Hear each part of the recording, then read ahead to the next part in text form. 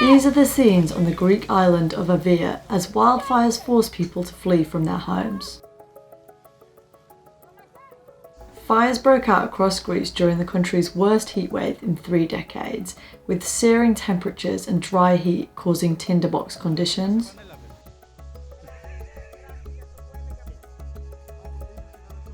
Over the past month, fires have also been raging across the world, from the US to Russia to Turkey.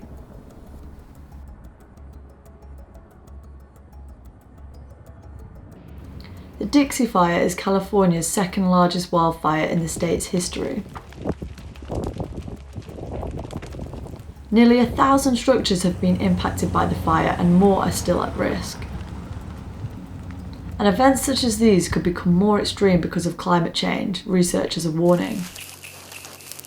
On Monday, the UN released a damning report about the state of climate change across the world.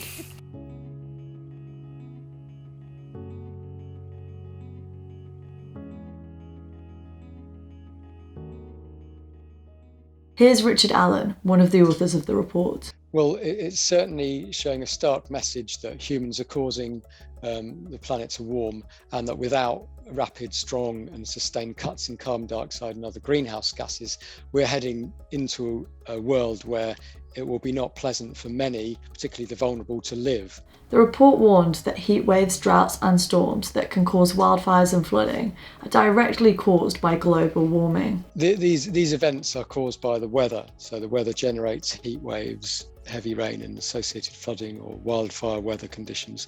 But when these ingredients come together in a warmer world, they will be more intense or more severe than they would otherwise be.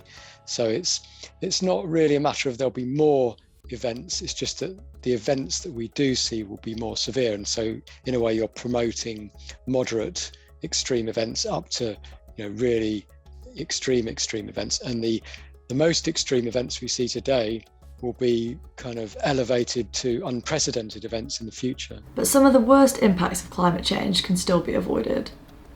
If we do follow these rapid and sustained cuts in carbon dioxide, so that we get to what's called net zero emissions, where any emissions of carbon dioxide are cancelled out by sucking carbon dioxide out of the air, for example with deforestation or removal of carbon dioxide in other ways, then yes, we can get to a situation where in a world that we will be able to adapt to.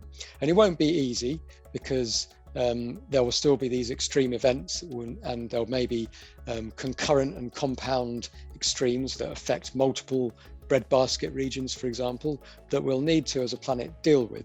But we'll be able to adapt to these. We'll be able to move resources around to adapt to these changes in the climate in the future, if we limit the warming based on what the science shows to below 2 degrees C above pre-industrial, or even 1.5 degrees C above pre-industrial.